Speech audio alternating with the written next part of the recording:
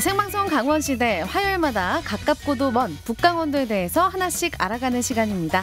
남북 강원도래요.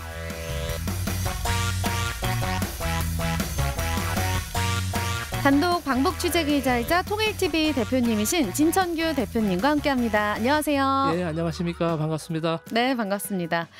대표님 얘기를 듣다 보면 저희가 그동안 많은 것에 대한 이야기를 했는데 북한이 추진하는 사업이랄까요? 이런 게 좀 굉장히 많은 것 같아요. 예를 들면 마식령 스키장도 그렇고 또 갈마 관광지구도 그렇고 좀 그런 것 같은데 이게 스케일도 엄청 큰 것 같습니다. 규모가 상당히 이제 크지요. 네. 그래서 원산 갈마 해안 관광지구는 아직 네. 이제 완공 준공식을 갖지는 않았고요. 아직. 네. 그리고 이제 마식령 스키장 같은 경우도 이제 네.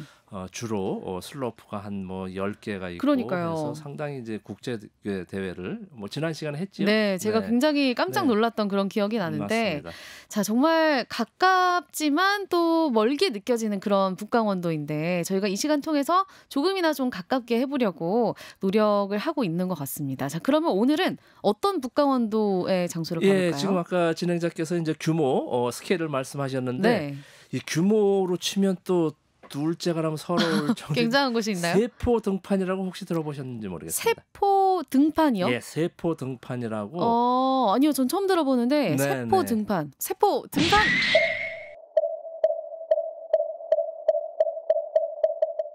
이런 거 그런 건 아니겠죠? 이제 그 목장입니다, 목장. 아, 목장. 네네.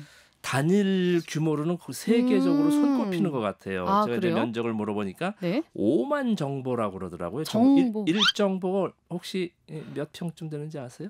아니요. 몇 정도 되죠? 1정보가 3,000평이라고 그럽니다. 우리 이제 평수 개념은 이제 다들 잘 아시지요. 그러면은, 아파트 평수니까 평방미터보다는 오히려. 그러니까 1정보가 3,000평이니까 5만 정보니까 무려 1억 5천만 평입니다. 야, 이거는 상상이 잘 안 가죠. 도저히 상상이 안 가는데요. 북강원도에 평강군 들어보셨죠? 평강군, 네. 이천군, 네. 그리고 세포군 이렇게 3개 군이 이렇게 다 합쳐져 가지고 세포 등판을 이제 개건을 한 거죠. 네, 그러니까 이 세포가 군 지역 이름인 거네요, 그렇죠? 네, 그러니까 이 세포도 또 이제 그 유래도 또 모르시죠? 당연히 모르겠죠. 세포. 네. 세 가지가 포기했다는 소리입니다. 아, 우리 삼포 세대처럼. 네, 그 삼포랑 저긴데 세포. 네. 어떤 걸 포기하는 거죠? 하늘도 포기하고 땅도 포기하고 사람도 포기했다. 왜 이렇게 슬픈 삼포. 지명이? 워낙 이제 척박한 땅이라는 거죠. 아주 척박한 이 하늘도 땅도 사람도 포기했다. 이렇게 아주 버려진 땅. 그렇구나. 척박한 땅이었는데 사실 그 일제 강점기에서도 우리 조선 사람들을 데려다가 막 강제 노역을 시켜서 그렇죠. 이렇게 하려고 해도 못했다고 한 곳입니다. 개간을. 그래서 이제 북에서 이제 김일성 주석 당시부터 이제 관심을 갖고 있다가 본격적으로 이제 김정은 국무위원장 시대에 2012년도에 이제 착공을 했다고 그래요. 그래서 한 5년에 걸쳐서 대대적인 이제 개간 작업을 한 거죠. 그래서 이제 세포 등판 이렇게 해서 이제 세계적으로 손꼽히는 이제 목장이 된 것이죠. 그러니까 이 세포군을 포함해서 다른 평강군, 이천군, 세포군 이 3개 군이 모여서 이제 세포 등판이라고 이제 이름을 지어진 거죠. 또 그만큼 스케일도 크니까요. 네네, 1억 5천만 평이 되더라고요. 그러면 여기는 어떻게 좀 목장이라고 보면 될까요? 네, 대규모 목장입니다.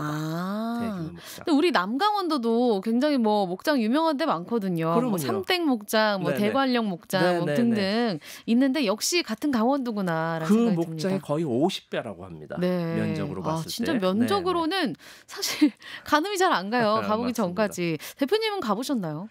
물론이죠. 한 2번, 3차례 가봤습니다. 네, 처음 딱 봤을 때 어떻게 그 규모에서 어마어마했죠. 차를 타고 아마 아마 뭐 거의 뭐 한두 시간 돌아다닌 것 같아요. 네. 그 목장 안에서. 네, 목장 안에서. 네, 그렇군요. 네. 세포 등판에 대해서 오늘 좀 그러면 알아볼 것 같은데요.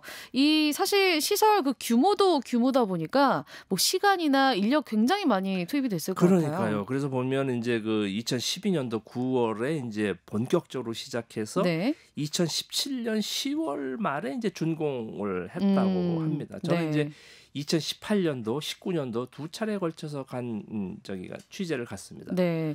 근데 김일성 주석 때부터 세포 등판에 이제 이 관심을 가지고 축산 기지를 계속 설치하려고 이제 노력을 하다가 이제 와서 이제 이 세포 등판이 생긴 거잖아요.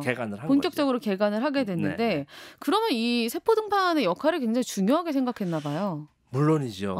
그러니까 이제 그 세포 등판에서 이제 유구, 소, 뭐 양, 뭐 염소 이런 집짐승들을 많이 키우거든요. 돼지도 물론 있고. 그래서 이제 그런 그 소위 북한 주민들의 이제 그 단백질 공급원으로 아주 상당히 큰 역할을 하고 있다고 그럽니다. 그렇군요. 그러니까 네. 여기가 대규모 축산 기지로 이제 역할을 하는 건데 네. 갑자기 궁금한 게 우리나라는 그런 지역마다 좀 특색 있는 것들이 있거든요. 예를 들면 뭐 같은 돼지도 제주도는 흑돼지가 있고요. 그렇죠. 그리고 또 뭐 글쎄요. 이 강원도 쪽에도 소가 굉장히 많은데 그렇죠. 그냥 뭐 젖소, 뭐 칡소, 흑소 뭐 굉장히 네, 다양한 뭐 횡성 한우도 유명하고 네, 횡성 한우도 유명하고 다 종류가 다르거든요. 혹시 세포 등판에도 좀 특색 있는 가축을 키우는 경우가 있나요? 제가 이름 들어보니까 이름도 좀 특색이 있던 게 애국소라고 그러더라고요. 애국소. 애국.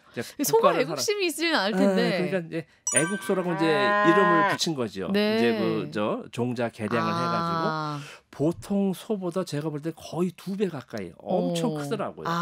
고기가 많이 나오겠구나. 네, 그래서 이제 유구가 많이 되니까 이제 애국을 한다. 이제 소에도 그런 이름을 붙인 것 같아요. 그래서 애국소 해가지고 보통 소가 뭐 한 1,000kg 간다 그러면 이 애국소는 거의 뭐 1,500에서 2,000kg까지 가는 자이언트 베이비네요. 네, 보기에도 뭐 엄청 크더라고요. 네. 그래서 보니까 이제 애국소라고 그러더라고요. 품종 개량을 해서 이제 이렇게 해서 국가에 아주 애국하는 소다. 아주 그 특색 있게 해서 제가 지금도 기억이 납니다. 그렇군요. 세포 등판에는 애국소가 있다. 이야기해 주셨고요. 그러면 이렇게 가축을 기르고 이제 가공할 수 있는 시설이 대규모로 생긴 거니까. 그러니까 이제 뭐 목초장, 이제 축사, 방목해서 물론 다 방목해서 키웁니다. 그런데 그 축사만 있는 것이 아니고 이제 사육에 필요한 게 건초 재배장, 건초도 이제 해야 되니까 건초 가공 공장도 있고, 그리고 이제 사료 공장도 있고 일부 사료도 또 때에 따라서 기지 안에 다 있는 거군요. 다 있습니다. 그리고 이제 외부에서 그러니까 이제 그 기르는 짐승의 먹이를 조달하지 않아도 되게 자체에서 다 되게. 그러니까 세포 등판 안에서 모든 안에서 것이 이루어지게 자체적으로 이루어지게. 가공까지. 네네, 가공까지도. 그러면 여기서 이제 그 육류가 이제 가공이 돼서 뭐 북한 전 지역으로 가게 되는 건가요? 그렇죠. 북측에서는 보니까 이제 뭐 개인 기업이 아니고 개인의 이제 영리를 목적이거나 뭐 이런 것이 아니고 이제 모든 것이 다 국영이거든요. 국가에서 이제 계획 경제로 인해서 하니까 이제 세포 등판에서 나오는 이제 뭐 다 계산이 될 겁니다. 소가 1년에 뭐 몇 마리 나와서 몇 톤 나오고 뭐 양은 또 어떻게 나와서 어떻게 되고 이런 것들을 계획에 의해서 국가 이제 뭐 농림성이라든지 농업성이라든지 뭐 축산성이라든지 이런 부처에서 이제 해서 어떻게 키워내서 하면 몇 톤은 뭐 어느 지역으로 이렇게 이제 배분을 하지요. 또. 북한의 거의 대부분의 고기는 세포 등판에서 왔다고 봐도 될지요? 세포 규모가 등판, 워낙 크니까요. 규모도 워낙 크지만 아마 세포 등판 아주 중요한 제가 뭐 정확한 통계를 갖고 싶지는 않지만 아마 중요한 한 축을 가지고 있을 거로 뭐 대표 보고 있습니다. 축산 기지로서.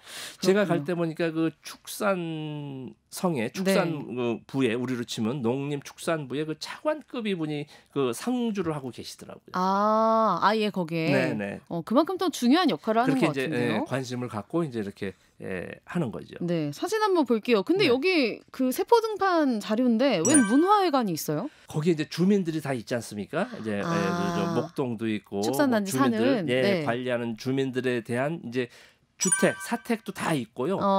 사람이 있다 보면 또 문화생활도 해야 되잖아요. 그 극장도 있더라고요. 그럴만도 한 게 이게 아까 있고. 규모가 뭐 1억 몇 평이라고 1억 하셨잖아요. 5천만 평이니까. 병원도 있고 네, 그렇게 많은 병원도 병원 있는 건물이고요. 거고. 여긴가 바로 봐요. 이제 도시안입니다. 정말 끝없이 푸르른 등판이. 그러네요. 몽골 못지 않은데요. 그러니까 이게 지금 양인가요? 양이네요. 양. 양. 양이네요. 양입니다. 양이네요. 네. 양떼도 있고 이제 소, 그 애국소도 있고 이제 이렇게 그냥 완전 방목입니다. 네. 방목해 놓은 곳입니다. 엄청 크군요, 정말. 네, 엄청 넓은 곳이죠. 잠깐 사진으로만 확인했지만 진짜 초원이 우리나라에는 사실 이렇게까지 드넓은 초원이 있을까 싶기는 한데. 그러니까 우리 강원도의 뭐 대관령 목장의 거의 50배라는 면적이 그래서 아주 드넓은. 저도 엄청 놀랬죠. 사실. 처음 봤으니까 그런 넓이를. 저도 사진으로만 봐도 좀 가슴이 탁 트이는 것 같은데요. 자, 저희 오늘은 북강원도의 대규모 축산기지 세포 등판에 대해서 알아봤습니다. 자, 오늘은 여기까지 말씀 듣겠습니다. 진천규 대표님 고맙습니다. 벌써 끝났나요? 네, 너무 시간 빠르죠? 예, 다음 주에 또 뵙겠습니다. 네, 감사합니다.